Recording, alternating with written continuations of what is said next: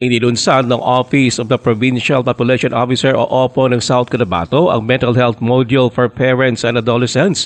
Ang nasabing module ay magsisilbing gabay ng mga program implementers, magulang at nakapagtulong sa pagtukoy ng warning signs at pagsulong sa mental wellness.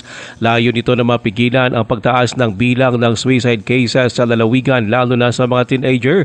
Ayon pa kay OPO Head Melanie Shiba, 18% ng mga suicide cases sa lalawigan ay kinasangkutan ng mga nasa 19 anyos pababa.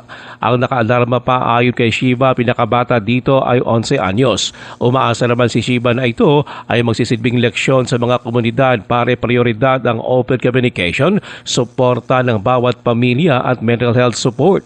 Binigyan din pa ni Shiba na ang mental well-being ay nagsisimula sa bawat tahanan, kaya mahalaga sa mga magulang na makinig sa kanilang mga anak.